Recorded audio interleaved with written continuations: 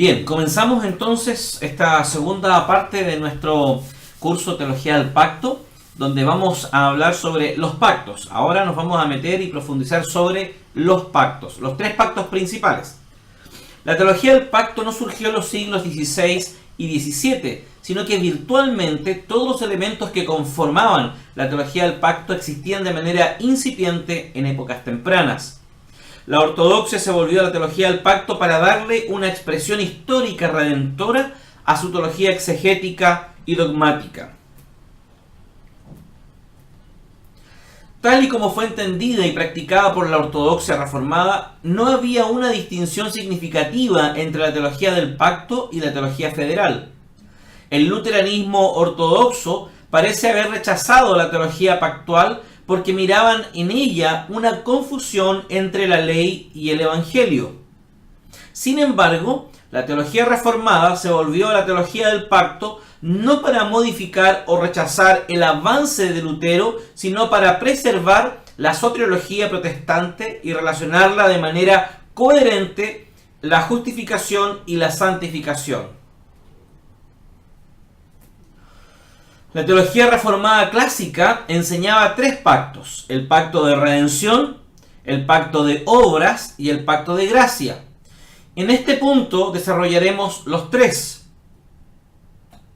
porque en relación a eso, como les dije anteriormente, hay líneas reformadas o líneas históricas donde hablan solo de un pacto, otros hablan de dos pactos, y hay algunos que hablan de tres pactos, ¿ya? O sea, incluyen el pacto de redención, que es con el cual vamos a comenzar, lo incluyen dentro como un pacto aislado. Otros dicen que no, porque el pacto de redención es lo mismo que el pacto de gracia. Aquí los vamos a diferenciar para que podamos entender cuál es la dinámica de cada uno y hacia dónde apunta cada uno, ¿ok?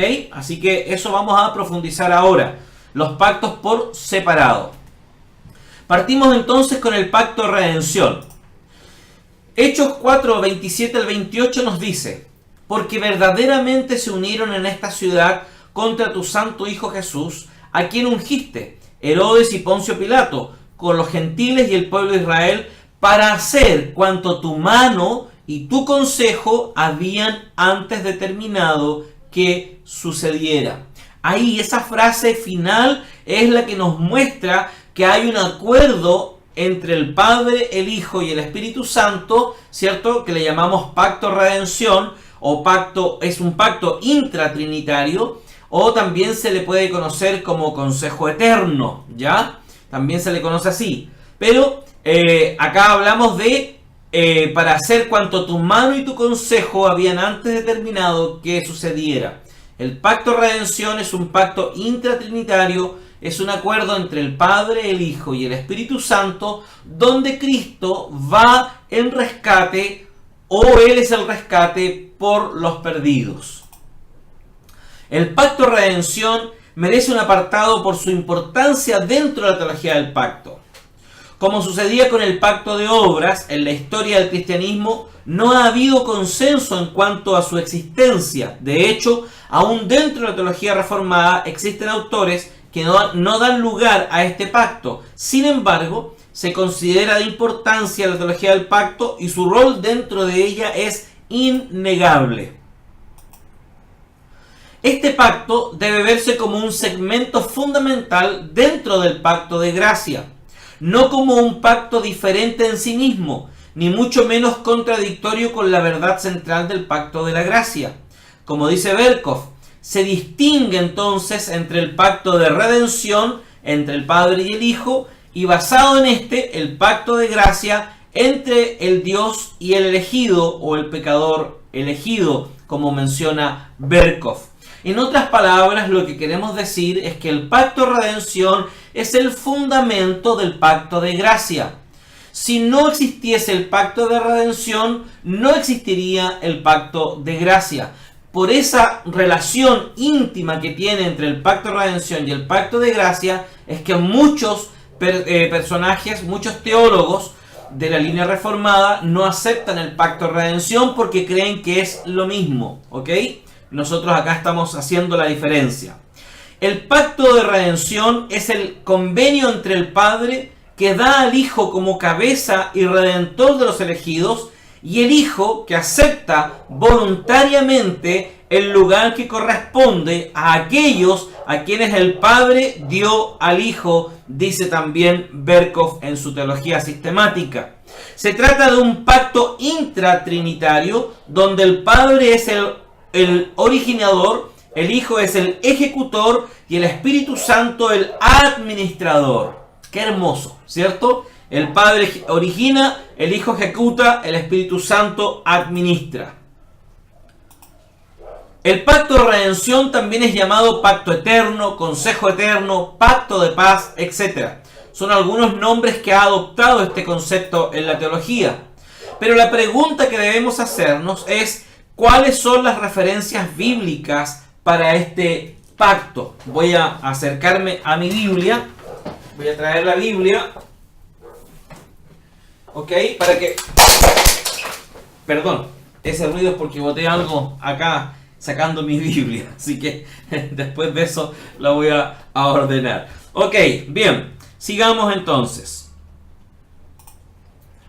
Veamos entonces el Salmo 89, verso 3 y 4. Aquí estamos viendo el fundamento bíblico o las referencias bíblicas del pacto de la redención. Veamos si es tan efectivo que exista un pacto de redención. El versículo 3 y 4 del Salmo 89 dice: hice pacto con mi escogido, juré a David mi siervo diciendo: para siempre confirmaré tu descendencia y edificaré tu trono por todas las generaciones. Hice pacto con mi escogido. Ahí hay una luz importante. ¿Quién es el escogido? No es usted, no soy yo, es Cristo Jesús. Este es un salmo, ¿cierto?, que está hablándonos mesiánicamente, ¿ok? Así que es importante. También el Salmo 110, que creo que no tiene muchos versículos. Vamos a leerlo. Tiene solamente 7 versículos. Fíjense lo que dice. Dice: Jehová dijo a mi Señor: siéntate a mi diestra hasta que ponga a tus enemigos por estrado de tus pies. Jehová enviará desde Sión la vara de tu poder, domina en medio de tus enemigos. Tu pueblo se te ofrecerá voluntariamente en el día de tu poder. En la hermosura de la santidad, desde el seno de la aurora, tienes tú el rocío de tu juventud. Juró Jehová y no se arrepentirá. Tú eres sacerdote para siempre, según el orden de Melquisedec. El Señor está a tu diestra, quebrantará a los reyes en el día de su ira. El 6. Juzgará entre las naciones, las llenará de cadáveres, quebrantará la cabeza de muchas tierras, del arroyo beberá en el camino, por lo cual levantará la cabeza. El versículo 1 dice: Jehová dijo a mi Señor: siéntate a mi diestra hasta que ponga a tus enemigos por estrado de tus pies. Ahí vemos también que son las que se está mostrando y revelando el pacto de la redención. Otro texto significativo es Isaías 42:6, que es mucho más claro que el que leímos. Dice: yo Jehová te he llamado en justicia y te sostendré por la mano, te guardaré y te pondré por pacto al pueblo, por luz de las naciones. ¿Ok? Ahí tenemos otra vez. En el Nuevo Testamento también tenemos algunos pasajes con menos referencia o menos claridad del pacto, pero sí hay una claridad en que Jesús está cumpliendo un acuerdo entre el Padre y Él. Juan 5:30 dice: no puedo yo hacer nada por mí mismo, según oigo, así juzgo, y mi juicio es justo, porque no busco mi voluntad, sino la voluntad del que me envió, la del Padre. Nuevamente, no aparece la palabra pacto, pero vemos que realmente está manifestando un acuerdo voluntario que hace el Hijo hacia el Padre en venir en rescate por los pecadores. Y por último, veamos Gálatas, capítulo 3, verso 20 de Gálatas. Veamos Gálatas, capítulo 3, verso 20. ¿Qué nos dice Gálatas? Gálatas dice lo siguiente: y el mediador no lo es de uno solo, pero Dios es uno. Otra vez ahí, no explícitamente, pero está confirmado el tema también del pacto. Y Y cada vez donde ustedes vean que Dios tiene un consejo eterno, o un pacto de paz, o un pacto eterno, se está haciendo alusión al pacto de la redención. Eso es, en definitiva, lo que es el pacto de la redención. Cristo cumplió las obligaciones legales del Pactum Salutis en su obediencia activa y pasiva como el representante de los elegidos.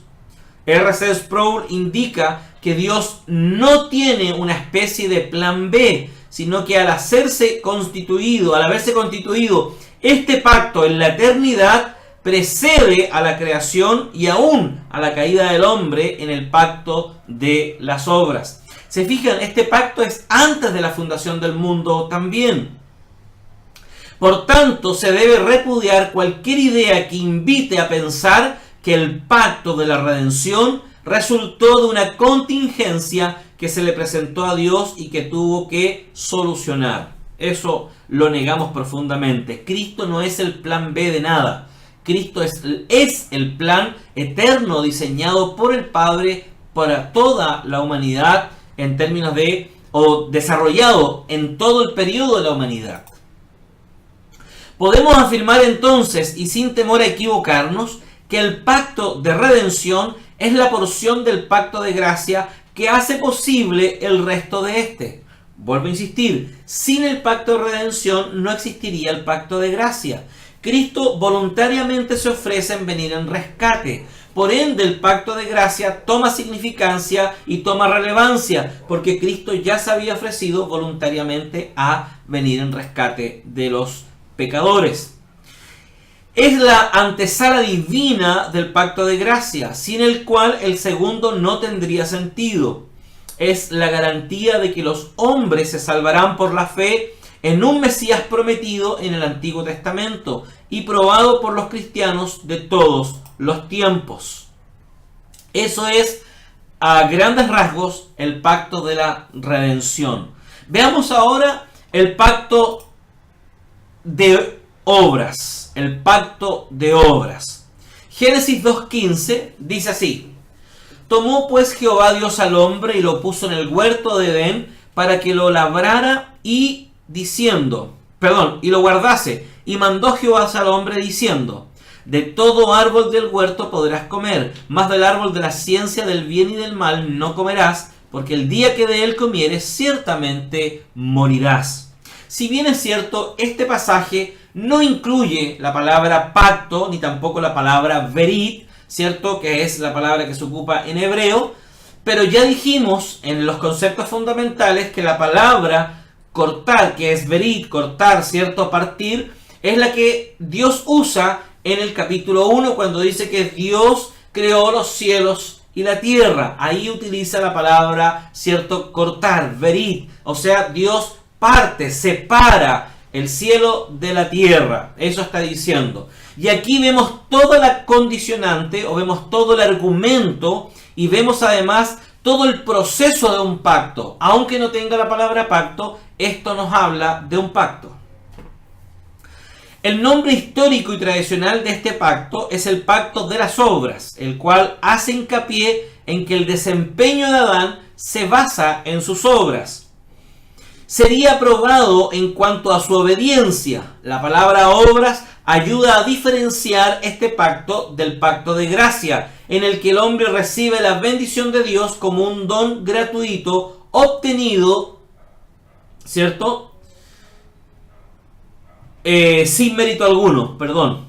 Ahí lo dice, obtenido sin mérito alguno, ¿ok? Sin mérito del hombre principalmente.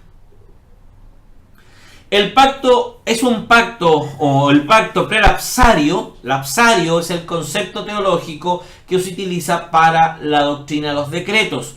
Cuando hablamos de la doctrina lapsaria, estamos hablando de la doctrina de los decretos, ¿ok? Entonces el pacto prelapsario puede ser llamado un pacto de obras con respecto a sus términos, un pacto de vida con respecto a sus metas y un pacto de naturaleza con respecto a su escenario. Todos los tres nombres describen el mismo pacto, o sea, el pacto de vida con respecto a su objetivo, su meta, el pacto de naturaleza con respecto al escenario y el pacto de vida, perdón, a sus términos, el pacto de obras con respecto a sus términos, el pacto de vida con respecto a sus metas y el pacto de naturaleza con respecto a su escenario. Todos los tres describen el mismo pacto. En la teología reformada, el pacto de obras es idéntico a la ley que dice: haz esto y vivirás. Jesucristo cumplió el pacto de obras en su obediencia activa y pasiva a la ley de Dios a favor de su pueblo. Esa ley activa y pasiva de Cristo quiere decir, por si alguien no lo sabe, es que Cristo activamente cumplió toda la ley y pasivamente nos declara a nosotros justos, o mejor dicho, nosotros somos declarados justos por el sacrificio de Cristo. La obediencia activa y pasiva de la ley de Dios a favor de su pueblo. El pacto de obras fue abrogado como camino a la vida eterna por la caída. Los términos del pacto de obras continúan post lapsum para obligar a todas las criaturas racionales y debe ser cumplido perfectamente, tanto personal como vicariamente. Cualquiera que niegue el pacto prelapsario de obras pone en peligro la doctrina bíblica y protestante de la justificación solo por gracia, a través solo de la fe en Cristo solamente. Negar el pacto de las obras sería también derribar la justificación por la gracia, por justificados solamente por gracia. ¿Por qué está relacionado las obras con la justificación? Porque el pacto de obras nosotros no pudimos cumplirlo porque Adán falló, ya lo vamos a ver un poquito más adelante. Pero Cristo cumple a cabalidad y eso nos da a nosotros la posibilidad de de que la justicia de Cristo se nos impute a nosotros de forma gratuita, por tan solo el hecho de que Él obedece.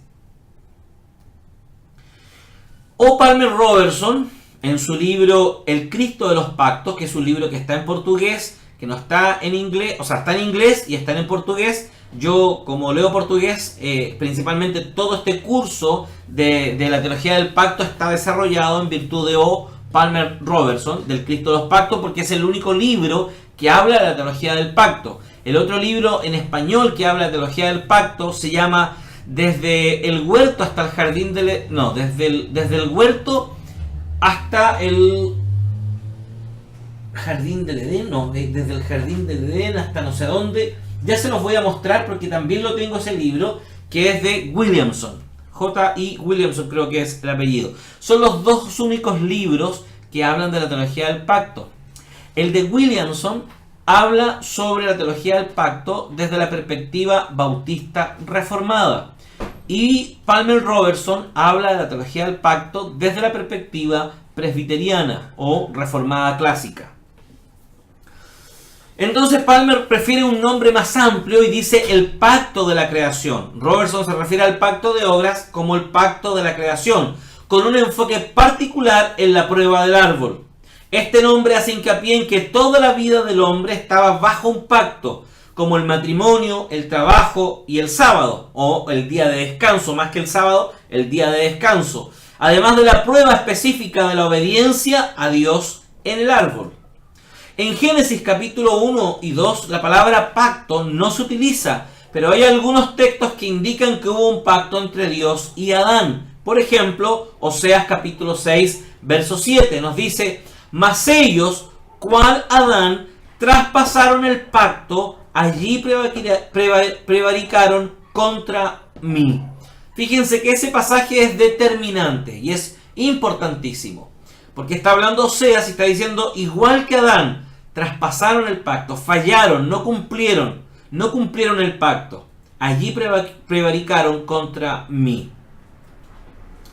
En el acuerdo entre Dios y Adán, todos los elementos de un pacto están presentes. Hay un vínculo en sangre y es soberanamente administrado. ¿Esto qué quiere decir? La Escritura también enseña que entre Adán y la creación existía el vínculo más estrecho. Él fue creado de ella y fue colocado como su gobernante y cabeza de esa realidad. Adán era nuestro representante de toda la humanidad. Si él no hubiese fallado, la historia sería totalmente distinta. Dios hizo la creación, puso al hombre en ella como su gobernante y cabeza y unió al hombre a la creación y a la creación. El hombre, como portador de la imagen de Dios, estaba por encima de la creación para dominarla por Dios. En nombre de Dios, él tomó dominio sobre ella. Esta ilustración nos ayudará a comprender mucho más lo que estamos diciendo. El hombre era el representante que estaba dominando la creación de Dios, pero además Adán era el representante de toda la raza humana. Adán y Eva eran los representantes de toda la raza humana. Si ellos fallaban, toda la raza humana fallaría, y eso es lo que sucedió. Adán no cumplió el pacto, por eso Pablo en Corintios dice que el primer Adán no cumplió, pero el segundo Adán sí cumplió,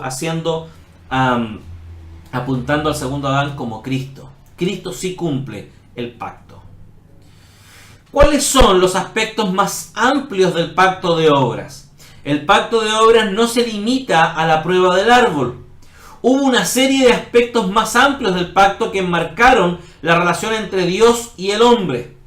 Génesis 1:28 Dios dice: Dios mandó al hombre a ser fructífero, a multiplicarse y a tomar dominio sobre la creación. Tres aspectos importantes: matrimonio, el trabajo y a fructificar. Además, el reposo de Dios en el séptimo día marcó el modelo para el descanso en el sábado, ¿ok? O mejor dicho, para nosotros hoy día, contextualizando el Shabbat, ¿cierto? Porque lo importante aquí es destacar que el Shabbat tiene que ver con el día que tú usas para descansar para Dios. Robertson llama a estos los aspectos más amplios del pacto de la creación. Veremos cada uno de estos por separado. Fíjense. El trabajo. Dios llama al hombre a que fuese por toda la creación y la sometiese. Para él, para tener dominio como gobernante, representante y rey sobre la tierra. Inicialmente, el trabajo del hombre fue una bendición. A medida que Adán trabajaba, él era bendecido en su trabajo. Adán estaba en armonía con la creación y fue a trabajar con ella para desarrollar el potencial de ella.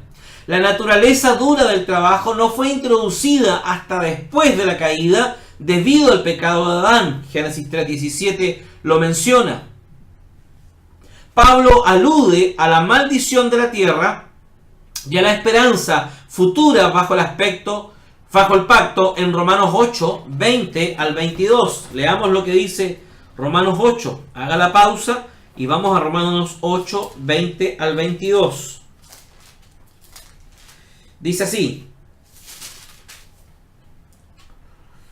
Dice: porque la creación fue sujetada a vanidad no por su propia voluntad, sino por causa del que la sujetó en esperanza.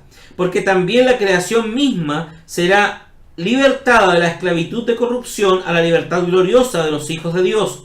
Porque sabemos que toda la creación gime a una y a una está con dolores de parto hasta ahora. ¿Se dan cuenta? Entonces ahí vemos que la creación fue sujetada. En la nueva creación de Cristo, como dice 2 Corintios 5:17, de modo que según está en Cristo, nueva criatura es, todas las cosas viejas pasaron y aquí son todas hechas nuevas. Se quitará la maldición sobre el trabajo cuando Él vuelva. ¡Qué esperanza más gloriosa! Se quita la maldición del trabajo, el sudor, el trabajo cansador, eso se quita, producto de la restauración que Cristo hace en nuestras vidas. Eso es en relación al trabajo. El descanso o reposo. Muy unido al trabajo está la idea del descanso. El mandato de un descanso está implícito en Génesis 1 y 2. Pero se dice explícitamente en los 10 mandamientos que se origina en la creación. Éxodo 20, versículo 8. Vamos a Éxodo 20, los 10 mandamientos, ¿cierto? Ahí vemos los 10 mandamientos. Éxodo 20, versículo 8. Acuérdate del día de reposo para santificarlo. Y el versículo 11 del mismo 20 dice: porque en 6 días hizo Jehová los cielos y la tierra, el mar y todas las cosas que en ellos hay, y reposó en el séptimo día. Por tanto, Jehová bendijo el día de reposo y lo santificó. Ojo aquí, aunque usamos el día sábado en el lenguaje normal de las personas, pero hay que entender que el día de reposo, el descanso del Señor, no tiene que ver con el día sábado específicamente. El día sábado viene de Saturno, viene del tema del calendario lunar. Lo que hace el Sabbat o el día de reposo o la exigencia de descanso tiene que ver con que tú dejes un día para descansar para el Señor. Esa es la idea principal del Sabbat. Ese día de reposo tú lo dejas para el Señor. Es importante reconocer que Dios no tenía necesidad de reposar. Él escogió hacerlo. Klein dice y sugiere que el reposo de Dios es un descanso de entronización, el reconocimiento y la satisfacción de un trabajo bien hecho. Dios específicamente bendijo el descanso. Esta bendición fue para la creación y para el hombre. En el ciclo de reposo, Dios estableció un patrón para beneficio del hombre, no para el suyo propio. En Marcos 2:27 Jesús dice: el sábado fue hecho por causa del hombre y no el hombre por causa del sábado. Que eso nos entrega una gran enseñanza. Porque hoy día, ¿cómo lo hacemos entonces si hubiera una exigencia así tan categórica, tan determinante de que se guardara el sábado? ¿Qué pasa con las personas que tienen turnos? Los enfermeros, los médicos, los bomberos, los carabineros, las fuerzas de armadas que de repente tienen que hacer turnos los días sábados. ¿Ellos no entrarán al reino de los cielos por no cumplir ese mandato? Entonces ahí vemos que en la práctica el mandato del reposo tiene que ver con un día específico que tú separes para estar con Dios. Esa es la idea del Sabbat. No es la exigencia rígida como lo hacen los judíos mesiánicos, como lo hacen los adventistas, como lo hacen los judíos, etcétera, de guardar el día sábado. No, Dios lo que te exige es un día de reposo, un día de descanso para Él. Puede ser un lunes, puede ser un domingo, puede ser un martes, depende si trabajas con turnos. Puede ser el día que tienes libre en tu turno y ese día dejarlo para el Señor, honrarlo y adorarlo.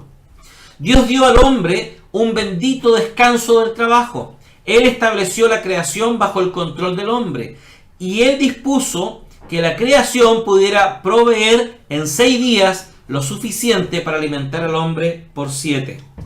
No es solo el hombre, sino también la creación misma que debiera descansar. Los 10 mandamientos se dan tanto en Éxodo 20 como en Deuteronomio 5. En ambas ocasiones Dios hizo hincapié en el sábado, pero Éxodo y Deuteronomio dan diferentes razones para ello. En Éxodo el hombre ha de descansar porque Dios descansó en la creación. En Deuteronomio el sábado está relacionado con que Dios salvó a Israel de Egipto. Si combinamos estas dos ideas, vemos al sábado como una señal de que Dios es el Señor, tanto como creador y como redentor de Israel de tierra de Egipto. Jesús interpreta el sábado en Mateo capítulo 12, versículo 1 al 4. Fíjense, vamos allá a Mateo 12, versículo 1 al 14. Mateo 12, versículo 1 al 14 dice: en aquel tiempo iba Jesús por los sembrados en un día de reposo, y sus discípulos tuvieron hambre y comenzaron a arrancar espigas y a comer. Dicen un día de reposo, la primera observación.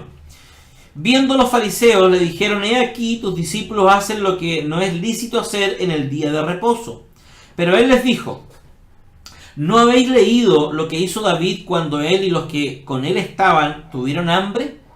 ¿Cómo entró en la casa de Dios y comió los panes de la proposición que no les era lícito comer ni a él ni a los que con él estaban, sino solamente a los sacerdotes?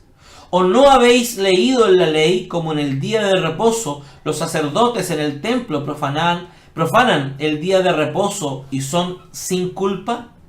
Pues os digo que uno mayor que el templo está aquí, y si supieseis qué significa misericordia quiero y no sacrificio, no condenaríais a los inocentes, porque el Hijo del Hombre es Señor del día de reposo. Pasando de allí, vino a la sinagoga de ellos, y he aquí había allí uno que tenía seca una mano, y preguntaron a Jesús para poder acusarle: ¿es lícito sanar en el día de reposo? Él les dijo: ¿qué hombre habrá de vosotros que tenga una oveja, si ésta cayera en un hoyo en día de reposo, no le echa mano y la levanta? Pues ¿cuánto más vale un hombre que una oveja? Por consiguiente, es lícito hacer el bien en los días de reposo. Entonces dijo a aquel hombre: extiende tu mano, y él la extendió, y le fue restaurada, sana como la otra. Y salidos los fariseos tuvieron consejo contra Jesús para destruirle. ¿Se dan cuenta? Jesús interpreta el día sábado y dice: oye, el día sábado es para separarlo para Dios, pero si alguien necesita de la gracia, de la misericordia, puedes hacerlo. No puedes quedarte ahí mirando cómo esa persona sufre sin poder hacer nada porque supuestamente es el día de reposo. En los versículos anteriores que leímos, el 7 si no me equivoco, el 7 o el 8 dice: ¿no has leído que dice misericordia quiero y no sacrificio? Cuando planteamos el día de reposo como una exigencia rígida, estamos aplicando sacrificio y no misericordia, y no es lo que Dios quiere que hagamos. Jesús claramente afirma ser el Señor del sábado, y de ahí el nombre, el día del Señor. Este y otros pasajes demuestran que Jesús ordena que el sábado se utilice para el culto, el descanso y el trabajo del reino. Por eso nosotros podemos tranquilamente decir que nuestro sábado o nuestro Shabbat o nuestro día de reposo es el domingo, porque el domingo es donde lo dejamos y lo separamos para el Señor. No hay problema en eso. El tema no es el día, el tema es hacerlo. El tema no es si lo haces un lunes, un martes, un miércoles, un jueves. Si tú trabajas de jueves a domingo, entonces puedes descansar un lunes, un martes, un miércoles y separarlo para el Señor. No hay problema. El sábado fue instituido en la creación y está vinculado a la antigua creación siempre que exista. Debido a que el nuevo pacto todavía no está plenamente aquí, el día de reposo permanece, a pesar de que el día ha cambiado en el Nuevo Testamento. En la vieja creación, el orden fue de 6 días de trabajo, anticipado el 7º día de descanso.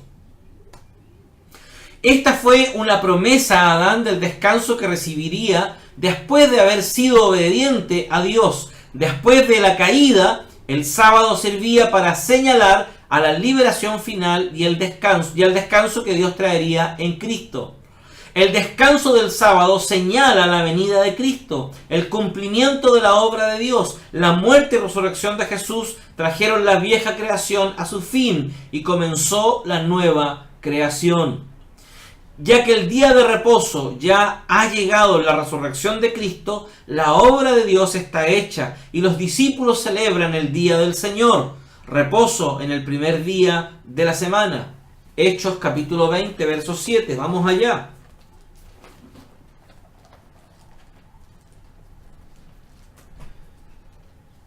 Hechos, capítulo 20, verso 7 dice: el primer día de la semana, reunidos los discípulos para partir el pan, Pablo les enseñaba, habiendo de salir al día siguiente, y alargó el discurso hasta la medianoche. El primer día de la semana. ¿Cuál es el primer día de la semana? El domingo. ¿Se dan cuenta? En el Nuevo Testamento cambia el día de reposo. Ya no es el sábado, ahora es el domingo, porque cambia en el Nuevo Testamento. No tenemos la exigencia. Ahora vuelvo a insistir, no es tampoco que ahora tenemos que transformar el domingo como el día sagrado. No, porque hay congregaciones que se reúnen el día viernes, porque no pueden reunirse el fin de semana porque quizás la mayoría trabaja el fin de semana, o trabajan en mall, o se reúnen solamente el jueves, etcétera. Eso, lo rígido de la administración del día de reposo es caer en un sacrificio.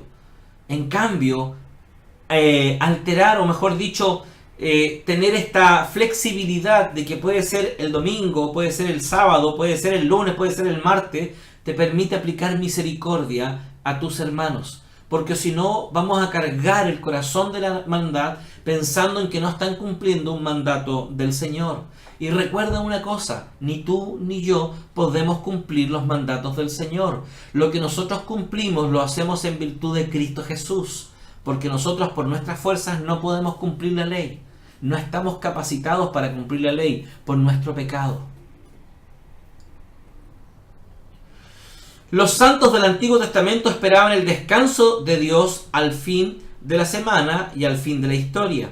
Los santos del Nuevo Testamento se regocijan en Cristo Jesús.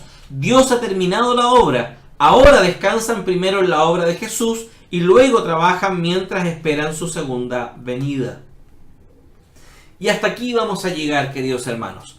Vamos a continuar en otro video esta tercera parte de el primer punto que estamos tocando en la teología del pacto. Gracia y paz. Dios les bendiga.